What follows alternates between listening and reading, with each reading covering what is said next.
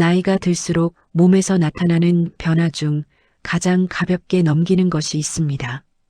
바로 잇몸의 붓기, 피나는 증상 같은 사소한 구강 건강이죠.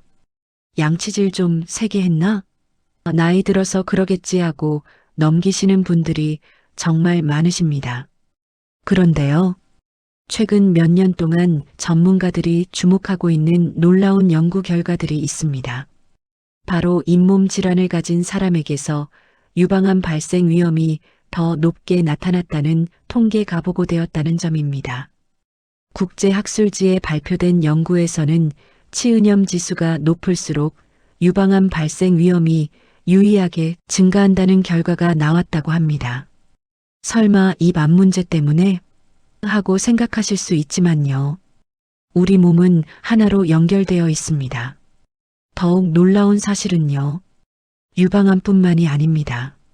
잇몸 질환이 위암 위험을 52%, 인후암 위험을 43%가량 증가시킨 것으로 나타났다는 기록이 있다고 합니다. 췌장암 위험을 50% 이상 높인다는 연구도 있고요. 혈액암의 경우 치주질환을 앓고 있는 사람들에서 치주질환이 없는 사람들에 비해 발생 위험이 39.4% 더 높았습니다. 오늘 이야기는 단순히 치아 관리가 아니라요. 암과 치매까지 예방할 수 있는 생명을 지키는 정보입니다. 혹시 이런 변화가 마음에 걸리신다면요. 잠깐만요. 끝까지 들어주세요. 많은 분들이 잇몸 건강을 가볍게 생각하십니다. 음식을 씹을 때 조금 불편해도 나이 들어 그러려니 하고 넘기시더라고요. 피가 나도 치실을 세게 했나? 하고 대수롭지 않게 해결하십니다. 하지만 구강 내 염증은 입안에서만 머물지 않습니다. 혈관을 타고 전신으로 퍼질 수 있다는 점 때문에 여러 연구들이 다양한 가능성을 검토하고 있습니다. 치주질환이 있으면 혈류의 염증성 인자가 증가하면서 심장질환, 암과 같은 만성질환을 증가시킬 수 있다는 사실 이 다수의 연구를 통해 알려졌습니다. 오늘 이 시간에는 잇몸 건강이 왜 유방암을 비롯한 여러 암 그리고 치매와까지 연결될 수 있는지요. 왜 염증 관리가 중요한지, 그리고 일상에서 바로 실천할 수 있는 잇몸 관리법까지 차근차근 알려드릴게요. 그럼 이제 잇몸 건강이 왜 이렇게 중요한지요. 작은 염증이 어떻게 암과 치매 위험을 높일 수 있는지, 그리고 시니어분들이 특히 신경 써야 하는 이유까지 하나씩 풀어가겠습니다. 편안하게 들어보세요. 많은 분들은 잇몸이 붓거나 피가 조금 나는 정도는 별일 아닐 것이라고 생각하십니다. 칫솔질을 세게 해서 그렇겠지, 며칠 지나면 괜찮겠지 하고 지나가시는 경우가 대부분이죠. 그런데 나이가 들수록 이 사소해 보이는 변화가 몸 전체에 영향을 줄 수 있다는 이야기가 세계 여러 의료 분야에서 꾸준히 다뤄지고 있습니다. 왜 입안의 작은 염증이 암이나 치매 같은 심각한 질환과 연결되는 걸까요? 그 이유는 생각보다 단순합니다. 입은 우리 몸에서 가장 많은 미생물이 살고 있는 공간입니다. 그리고 혈관과 면역세포가 바로 닿아 있는 통로이기도 하고요. 입안은 늘 음식과 공기, 외부 환경에 노출되어 있고요. 잇몸 주변에는 미세혈관이 아주 촘촘하게 퍼져 있어 작은 염증도 금방 혈관을 자극할 수 있습니다. 이 작은 염증이 오래 지속되면 어떻게 될까요? 몸은 이를 전신염증으로 받아들일 수 있습니다. 잇몸은 단순히 치아를 붙잡고 있는 구조물이 아닙니다. 눈에 보이지 않는 잇몸 속에는 미세혈관, 면역세포, 결합 조직이 매우 정교하게 얽혀 있습니다. 그래서 잇몸이 붓거나 염증이 생기면 그 주변의 미세혈관이 가장 먼저 반응합니다. 염증이 생겼을 때 몸에서는 면역세포가 그 부위로 몰려들어 문제를 해결하려고 합니다. 그 과정에서 염증물질이 만들어지고요. 이 염증물질들이 혈관을 타고 이동해 몸 전체에 영향을 줄 수 있습니다. 전문가들이 주목하는 부분도 바로 이것입니다. 입안에서 발생한 염증이 오래 지속되면요. 그 염증이 전신에 부담을 주고요. 결국 암이나 치매 같은 질환의 위험을 높일 가능성이 있다는 점입니다. 연구에 참여한 미국 암학회 피터 캠벨 박사는 잇몸 질환을 일으키는 병원균 중 일부는 위와 인후의 종양과도 연관이 있는 것으로 보인다며 잇몸 질환을 앓는 기간이 길어질수록 암 위험이 커질 가능성이 있다고 밝혔습니다. 전문가팀은 췌장암 위험을 높이는 진지발리스균과 마이크라균 등의 박테리아가 치아를 둘러싼 턱뼈와 연조직을 갉아먹는 잇몸 감염을 일으킨 뒤 타액을 통해 췌장으로 옮겨져 암 발병 위험을 증가시켰다고 설명했습니다. 물론 이것이 잇몸병이 암이나 치매를 일으킨다는 의미는 아닙니다.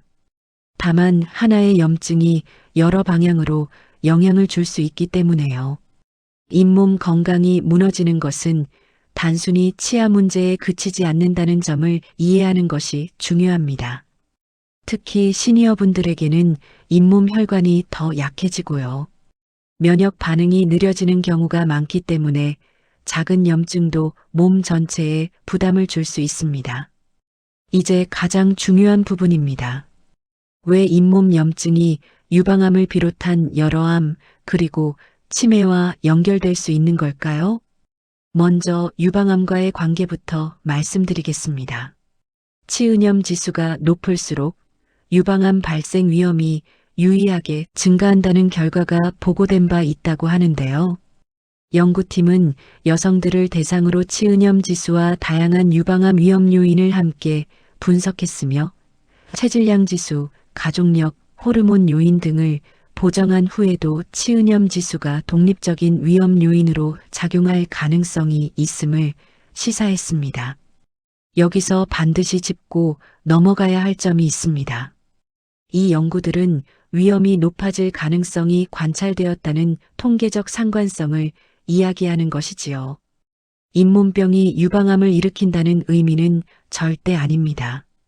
그렇게 단정할 수 있는 근거는 없고요. 전문가들도 그러한 표현을 사용하지 않습니다. 다만 연구들이 공통적으로 가리키는 방향은 이렇습니다. 잇몸의 만성 염증이 염증 물질을 혈관을 통해 전신으로 이동시키고요. 그것이 전신 염증 부담을 증가시키면서요. 결국 여러 질환의 위험을 높일 가능성이 있다는 겁니다. 유방암뿐만이 아닙니다.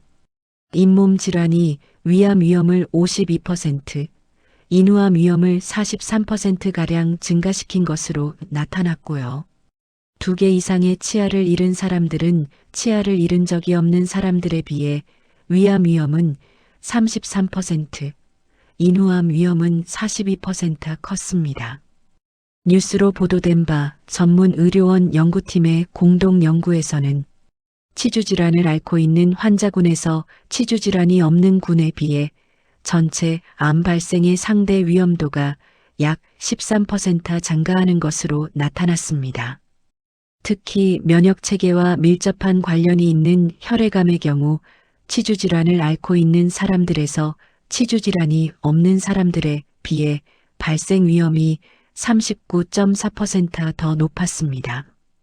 이외에도 방광암 발생 위험이 30.7%, 갑상선암이 19.1%로 뒤를 이었고 대장암, 폐암, 위암 등도 치주질환과 높은 연관성을 보였습니다. 췌장암의 경우 발표된 연구에 따르면 구강 내 잇몸병 원인균이 있으면 췌장암 위험을 50% 이상 높이는 것으로 나타났습니다. 그렇다면 치매는 어떨까요?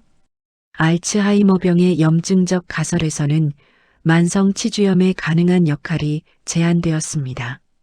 치주염을 일으키는 박테리아가 치매 환자의 뇌에서 발견된 경우도 있고요. 치아가 많이 빠진 노인일수록 인지 기능이 나빠질 위험이 커집니다. 실제로 심장병 환자의 관상동맥에서 발견되는 가장 흔한 박테리아는 치주 질환의 원인균인 포르피로모나스 긴기발리스입니다. 왜 이런 일이 일어날까요? 그 이유는 몸이 하나로 연결되어 있기 때문입니다. 잇몸 염증이 오래 지속되면요. 염증을 일으키는 세균과 염증 물질이 혈관을 타고 몸 전체로 퍼질 수 있습니다. 이 과정에서 면역계는 몸 전체를 경계 상태로 만들고요. 이 상태가 오래 지속되면 피로감, 면역 저하는 물론이고요. 암세포의 성장을 억제하는 능력까지 약화될 수 있습니다. 또한 잇몸 세균이 뇌로 이동하면서 뇌의 염증 반응을 일으키고요. 이것이 장기적으로 치매 위험을 높일 가능성도 제기되고 있습니다. 전문가들은 이렇게 말합니다. 입안의 염증 상태는 전신 건강을 이해하는 주요 지표가 될 수 있다. 즉, 잇몸 건강은 단순히 치아 문제를 넘어서 전신 건강의 신호등 역할을 할 수 있는 셈입니다. 나이가 들면 몸 곳곳에서 미세한 변화가 나타납니다. 계단을 오를 때 숨이 조금 더 가빠지고요. 피부도 얇아지고요. 근력도 예전 같지 않다는 걸 느끼시게 되죠. 그런데 많은 분들이 놓치는 변화가 하나 있습니다. 바로 잇몸입니다. 젊을 때는 단단했던 잇몸이 어느 순간 잘 붓고요. 차가운 물에도 민감해지고요. 양치질 조금만 해도 피가 나기 시작합니다. 하지만 이 변화들을 대부분 나이가 들어서 그러겠지 하고 넘겨버리십니다. 문제는 이 변화들이 단순한 노화가 아니라 잇몸 속 조직이 약해지고 있다는 신호일 수 있다는 점입니다. 시니어 분들에게 잇몸은 단순한 치아를 붙잡고 있는 조직이 아니라요. 전신 건강을 지키는 첫 번째 방어선이라고 해도 과언이 아닙니다. 잇몸 조직의 재생 능력이 젊을 때보다 느려집니다. 잇몸은 생각보다 빠르게 회복하는 조직입니다. 하지만 나이가 들면 이 회복 속도가 눈에 띄게 느려집니다. 염증이 한번 생기면 금방 낫지 않고 오래 머물게 되는데요. 이 오래 머무는 염증이 시니어 건강에 가장 큰 부담을 줍니다. 작은 상처라도 회복이 늦어지면 그만큼 몸이 부담을 느끼는 시간이 길어지기 때문입니다. 침분비량 감소로 구강이 쉽게 건조해집니다. 많은 시니어분들이 입이 자주 마른다, 침이 잘 안 나온다는 말을 자주 하십니다. 침은 단순한 물이 아니라요. 잇몸과 치아를 보호하고 세균 증식을 막는 중요한 방어막입니다. 하지만 나이가 들면 침분비량이 줄어들면서 입안이 건조해지고요. 이 건조함이 잇몸 염증을 쉽게 만들고 더 오래 지속시키는 환경을 만듭니다. 혈액순환이 느려져 치유 속도가 떨어집니다. 시니어의 잇몸은 혈류 공급이 젊을 때처럼 원활하지 않습니다.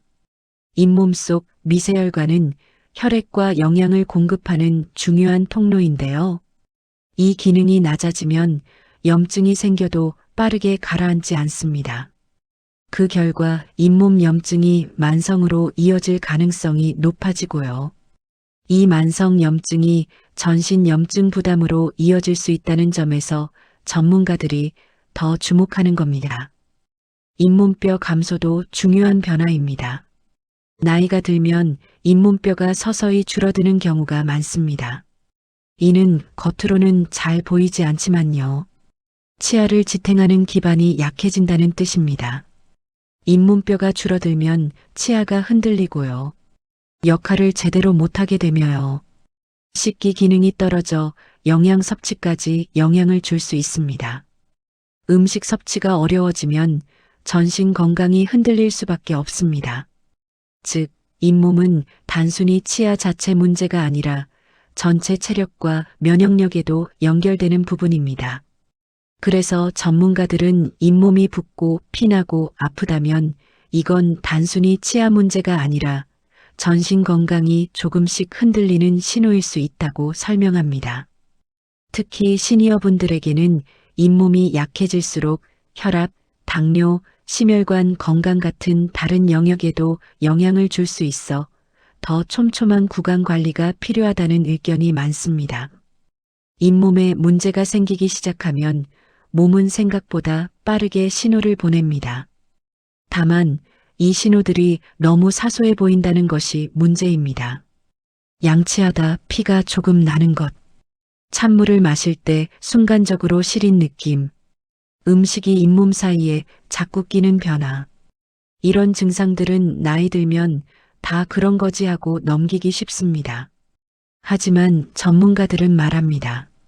잇몸이 보내는 첫 신호는 작고 조용하다.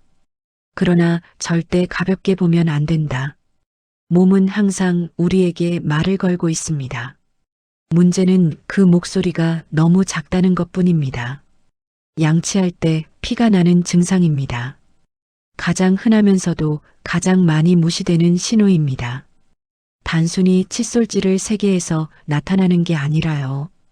잇몸 속에서 이미 미세한 염증이 진행되고 있다는 표시일 수 있습니다. 혈관이 약해지고 염증이 자리 잡으면 작은 자극에도 출혈이 쉽게 일어납니다. 이것이 반복되면 잇몸 조직이 약해지고요.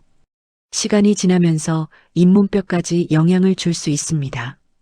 잇몸이 붓고 눌렀을 때 통증이 느껴지는 상태입니다. 잇몸이 조금만 붓기 시작해도 대부분 며칠 지나면 가라앉겠지라고 넘기십니다.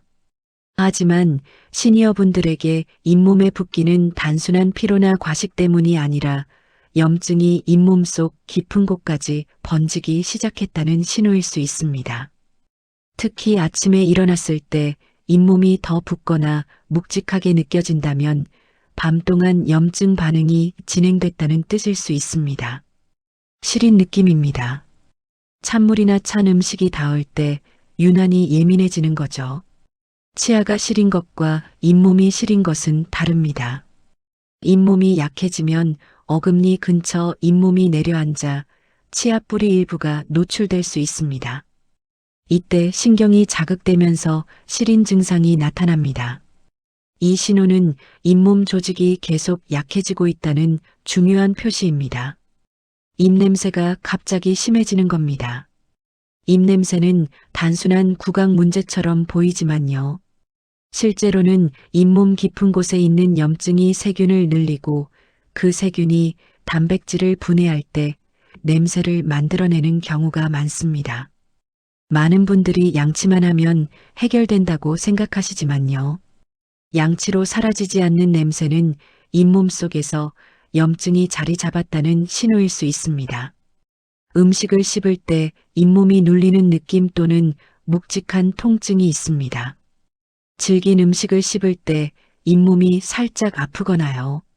한쪽으로만 씹고 싶은 느낌이 생긴다면 잇몸이 이미 약해졌다는 표시입니다. 특히 씹는 힘이 전달되는 부분이 잇몸 속에서 자극을 받기 시작하면 몸은 자연스럽게 통증을 보내 가쪽 사용을 줄여라라는 신호를 줍니다. 잇몸이 자꾸 내려가는 느낌, 치아가 길어 보이는 변화입니다. 이 신호는 더 이상 초기에만 나타나는 게 아니라 잇몸 조직이 본격적으로 줄어들기 시작했다는 표시입니다. 잇몸이 내려가면 치아 뿌리가 노출되고요. 시림과 통증이 더 심해집니다. 그리고 이는 음식 섭취는 물론 전신 건강에도 부담이 됩니다. 이제 가장 실질적인 부분입니다. 잇몸 건강을 어떻게 지킬 수 있을까요? 구강 건조를 줄이는 습관이 잇몸 건강의 기초입니다. 나이가 들수록 잇몸 건강을 무너뜨리는 가장 큰 요인은 입안 건조입니다. 침은 잇몸을 보호하고요. 세균을 씻어내며요. 염증을 줄이는 필수 성분입니다. 하지만 시니어분들은 침 분비량이 줄어 구강 건조가 쉽게 생깁니다. 그래서 중요한 습관은요. 하루 종일 따뜻한 물 자주 마시기, 잠잘 때 실내 습도 유지하기, 너무 짜거나 자극적인 음식 줄이기입니다. 이 작은 습관만 유지해도 잇몸 염증 발생률이 크게 줄어듭니다. 잇몸을 도와주는 음식과 피해야 할 음식이 있습니다. 잇몸에게 좋은 음식은요. 연어나 고등어 등 좋은 지방이 많은 생선입니다. 입안 염증을 일으키는 자극을 줄이는데 도움이 됩니다. 녹황색 채소인 시금치, 브로콜리는 항산화 성분이 풍부해 잇몸 회복 환경을 도와줍니다. 아몬드나 호두 등 견과류는 치아를 직접 긁는 효과로 음식 잔여물을 줄여줍니다. 미지근한 물, 허브티는 잇몸을 편안하게 하고 건조를 완화합니다. 피하는 것이 좋은 음식은요. 너무 달거나 끈적한 음식, 너무 뜨겁거나 너무 차가운 음식, 지나치게 딱딱한 음식, 밤늦게 먹는 야식입니다. 이 음식들은 잇몸에 자극을 주거나 미생물 균형을 무너뜨릴 수 있어 주의가 필요합니다. 스트레스 관리도 중요합니다.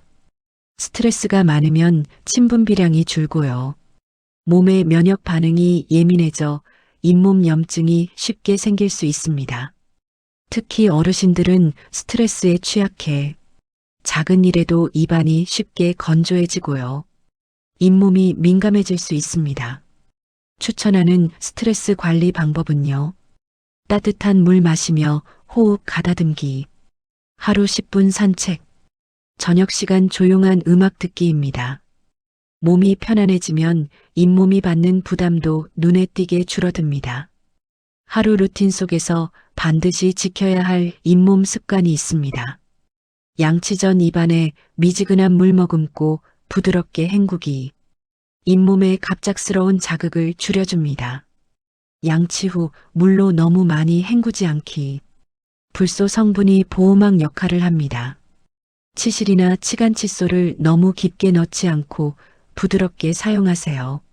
하루 한 번은 혀 클리너로 혀 표면을 관리하세요. 가족력이나 만성질환이 있다면 3개월에서 6개월 단위로 스케일링을 받으세요. 틀니는 매일 저녁 전용 세정제로 관리하세요. 이런 루틴은 잇몸 속 미생물 균형을 안정시키고요. 건조를 줄이고요. 염증을 줄이는데 큰 도움을 줍니다. 많은 시니어분들이 잇몸 불편을 느끼시면서도 조금 지나면 괜찮아지겠지라며 치과 방문을 미루십니다. 아프면 참고요. 피나면 더 세게 닦아보고요. 불편하면 반대쪽으로 씹는 식으로 넘기며 이 정도는 괜찮겠지라고 여기십니다. 하지만 잇몸은 기다린다고 좋아지는 조직이 아닙니다. 작은 염증이 오래 머무르면 잇몸뼈를 약하게 만들고요. 잇몸이 내려가고요. 결국 치아까지 무너지게 할 수 있습니다. 그리고 가장 무서운 사실은요. 잇몸 속 깊은 곳에서 진행되는 염증은 겉으로 드러나기까지 시간이 오래 걸린다는 겁니다. 겉으로 문제를 느끼기 시작했을 때는 이미 염증이 꽤 깊어진 상태인 경우가 많습니다. 그래서 전문가들은 어르신분들에게 정기적인 치과 관리는 선택이 아니라 필수라고 말하는 겁니다. 잇몸은 겉만 보아서는 상태를 알 수 없습니다. 치아는 겉으로 드러나지만요. 잇몸은 보이지 않는 속에서 많은 변화가 일어납니다. 겉보기엔 멀쩡해 보여도 잇몸뼈가 녹고 있거나요. 깊은 주머니가 생기고 있거나요.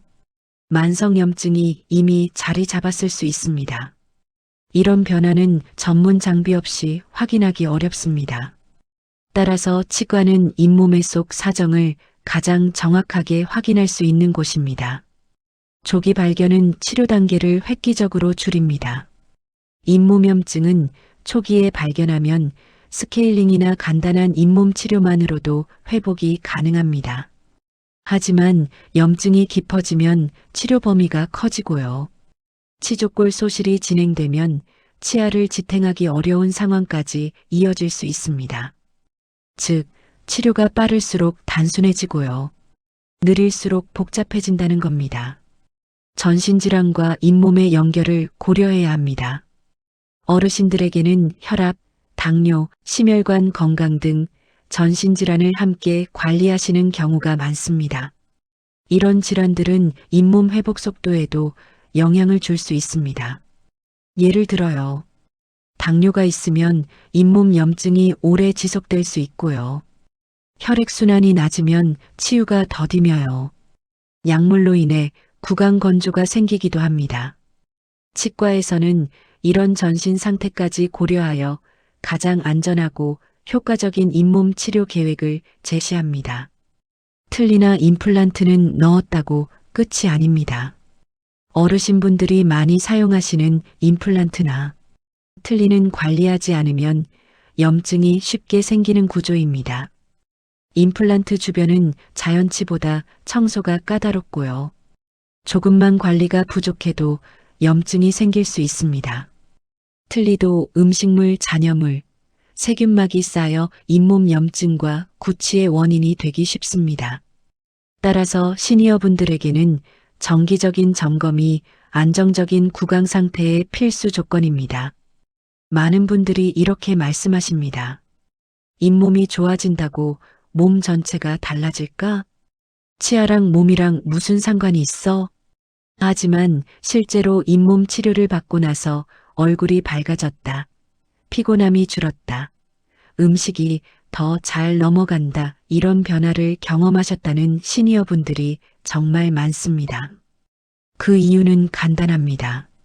잇몸 건강은 단순히 입안의 문제가 아니라 몸 전체와 밀접하게 연결된 전신 건강의 기초이기 때문입니다. 전신 염증 부담이 감소합니다. 몸이 더 편안해지는 거죠. 잇몸 염증이 줄어들면 가장 먼저 달라지는 것은 전신 염증 수준입니다. 입안은 미세혈관이 밀집된 곳이라 염증이 있으면 혈관을 통해 염증 물질이 쉽게 몸 전체에 영향을 줄 수 있습니다. 그러나 잇몸이 안정되면 면역계가 과도하게 반응할 필요가 없어지면서 피로감, 무기력함, 잦은 체력 저하 같은 변화가 줄어듭니다. 즉, 잇몸 건강이 좋아지는 순간 몸은 더 이상 경계 상태를 유지하지 않아도 되는 겁니다. 식기 기능이 향상됩니다. 소화와 영양 흡수까지 개선되는 거죠. 어르신 건강에서 가장 중요한 요인 중 하나는 음식을 제대로 씹을 수 있는가입니다. 잇몸이 건강해지면 식기 기능이 회복되고요. 음식 섭취가 편안해지고요. 소화가 더 원활하며요. 영양 흡수가 안정됩니다.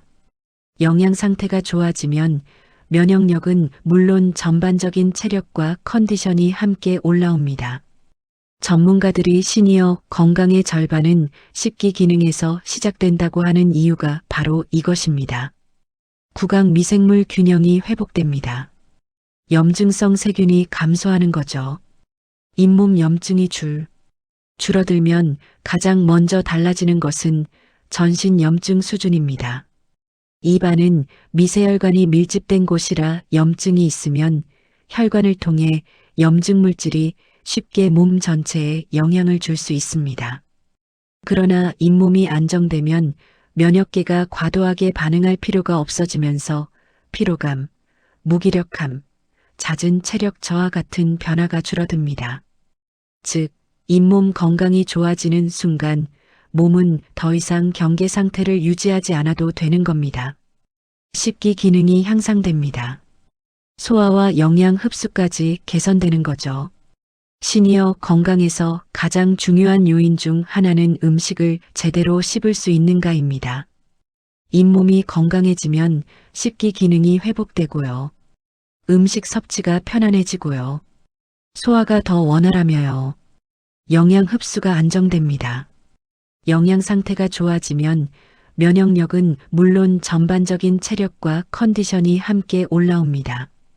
전문가들이 시니어 건강의 절반은 식기 기능에서 시작된다고 하는 이유가 바로 이것입니다. 구강 미생물 균형이 회복됩니다. 염증성 세균이 감소하는 거죠. 잇몸 염증이 줄어들면 입안의 미생물 균형이 다시 정상화됩니다.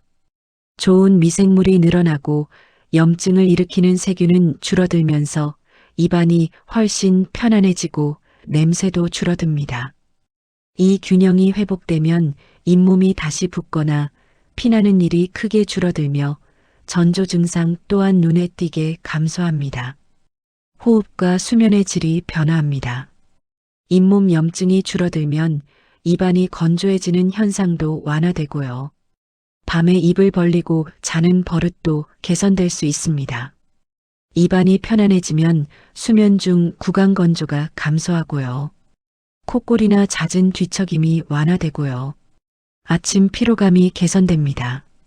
수면이 좋아지면 면역 시스템도 안정되고 혈압과 스트레스 지표까지 긍정적인 흐름을 보이게 됩니다. 자신감이 회복됩니다. 삶의 질 자체가 좋아지는 거죠. 잇몸이 아프면 웃는 것도 말하는 것도 식사하는 것도 부담스럽습니다. 하지만 잇몸이 좋아지면 표정이 자연스러워지고요. 말할 때의 불편함이 사라지며요. 사람들과의 대화까지 편안해집니다. 일상의 작은 스트레스가 사라지면서 삶의 질 자체가 한 단계 올라가는 경험을 하시게 됩니다. 오늘 우리는 잇몸이라는 작은 조직이 얼마나 중요한 역할을 하는지 다시 한번 살펴보았습니다. 잇몸이 아프면 그냥 불편한 정도라고 생각하기 쉽지만요. 사실 잇몸은 몸 전체와 연결된 큰 건강축입니다. 잇몸 속 작은 염증이 오래 머물면 전신이 부담을 느낄 수 있고요. 식기 기능이 흔들리면 영양 상태까지 영향을 받을 수 있습니다. 그리고 여러 연구에서는 잇몸 염증이 유방암을 비롯한 여러 암 그리고 치매와도 상관성이 있다는 결과들이 보고되며 전문가들이 왜 이렇게 잇몸을 강조하는지 알 수 있습니다. 결국 잇몸을 지키는 일은 치아만의 문제가 아니라 전신을 지키는 길과도 이어져 있습니다. 나이가 들면 몸 여기저기서 변화가 찾아오고요. 예전과 다른 불편함들이 생기기 마련입니다. 잇몸도 마찬가지입니다. 하지만 그 변화가 나를 약하게 만드는 것이 아니라요. 오히려 지금부터 더 잘 돌보자라는 몸의 따뜻한 신호일 수 있습니다. 조금만 신경 쓰시고요. 조금만 습관을 바꾸시면 몸은 생각보다 빠르게 반응하고 회복해 줍니다. 지금까지 살아오시면서 수많은 변화를 이겨내신 여러분이기에요. 잇몸 건강도 충분히 다시 좋아질 수 있습니다. 이 영상이 그 길을 함께하는 작은 동반자가 되었으면 합니다. 오늘 이야기에서 꼭 기억하시면 좋은 점은 단순합니다. 첫째요. 잇몸에서 피가 나거나 붓는 변화는 나이 탓이 아니라 몸이 보내는 신호입니다. 둘째요. 잇몸 회복의 핵심은 염증을 줄이고 구강 건조를 막는 생활 습관입니다. 셋째요. 치실, 부드러운 양치, 따뜻한 물 마시기, 전기 스케일링 같은 작은 습관이 잇몸을 회복시키는 가장 큰 힘입니다. 넷째요. 잇몸 건강은 음식, 생활 패턴, 스트레스 관리까지 영향을 받습니다. 이 네 가지를 천천히 실천하시기만 해도 잇몸은 분명히 달라지고요. 몸 전체가 편안해지는 경험을 하실 수 있을 겁니다. 잇몸 건강은 우리 삶을 지탱하는 조용한 기둥과도 같습니다. 오늘 이야기들이 여러분의 잇몸과 전신 건강을 지키는데 작은 도움이 되었다면 그것만으로도 충분히 의미 있는 시간이었습니다. 앞으로도 여러분의 건강과 일상을 지키는 다양한 이야기를 따뜻하고 쉬운 언어로 차근차근 풀어드릴게요. 다음 영상에서도 편안하게 들으실 수 있는 유익한 내용을 준비하겠습니다. 여러분의 건강이 오늘보다 내일 더 편안해지길 바랍니다. 건강하시고요. 따뜻한 하루 보내세요.